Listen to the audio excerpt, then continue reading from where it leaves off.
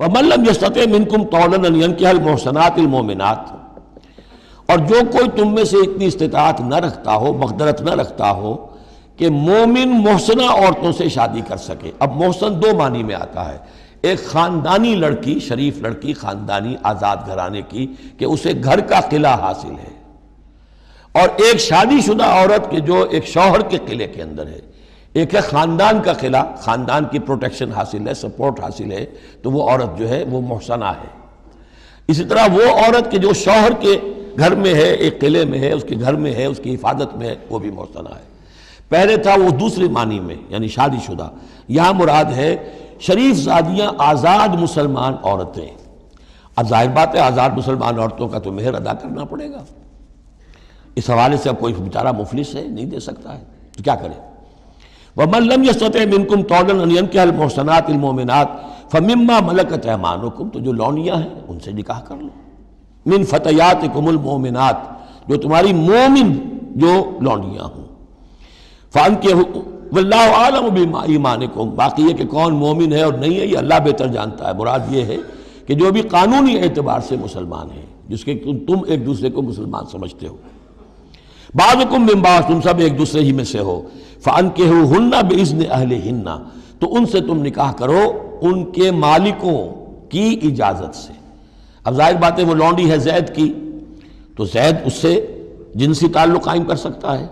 لیکن یہاں اب ایک شخص اس سے اجازت لے رہا ہے کہ میں آپ کی اس لونڈی سے نکاح کرنا چاہتا ہوں۔ اگر اجازت دے دی، اب زید کا تعلق منقطع ہو جائے گا، اب وہ اس لونڈی اس کی اس اعتبار سے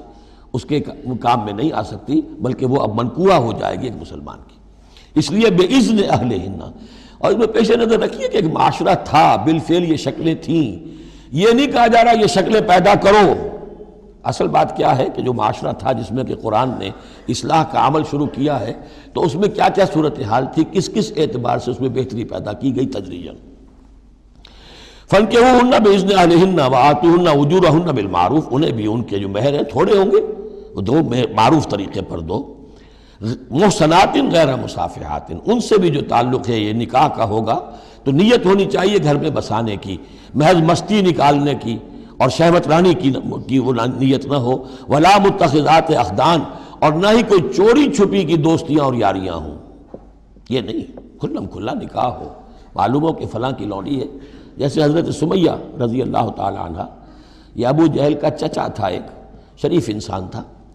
اس کی لونڈی تھی۔ پھر جب یہ یاسر آئے ہیں یمن سے اور آباد ہوئے مکے میں، تو انہوں نے اس کے ابو جہل کے چچا سے اجازت لے کر اور ان کی لونڈی سمیہ سے شادی کی ہے۔ ان سے پھر حضرت عمار ہوئے، عمار ابن یاسر اور عمار کی والدہ سمیہ رضی اللہ تعالی عنہم، یہ تین کا ایک کنبہ تھا۔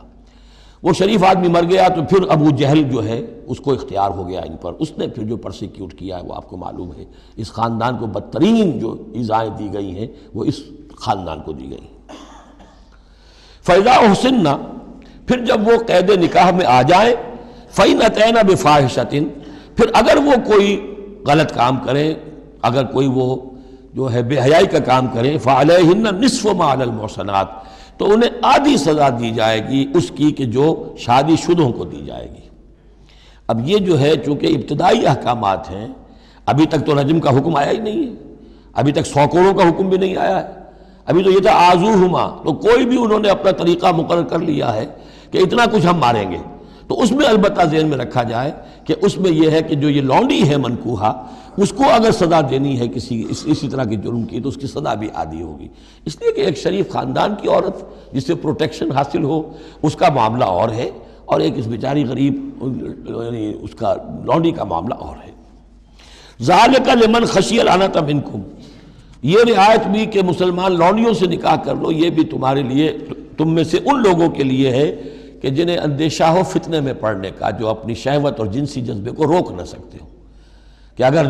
ان کے لیے نکاح کی کوئی شکل نہیں بنتی ہے تو ہو نہ جائے کہ کہیں کسی غلط کام میں وہ ملوث ہو جائیں، ورنہ یہ کہ وَأَن تَصْبِرُوا، اگر تم صبر کرو، تو چونکہ عام طور پر جو باندیاں تھیں ان کا کردار اونچا نہیں تھا اس معاشرے میں، تو بہتر یہ ہے کہ ان سے نکاح کرنے سے تم بچو اور تعفف کرو، اس میں بہتری ہے۔ وَأَن تَصْبِرُوا خَيْرٌ لَكُمْ، اور اگر تم صبر کرو تو یہ تمہارے حق میں بہتر ہے۔ واللہ غفور الرحیم، اللہ غفور الرحیم۔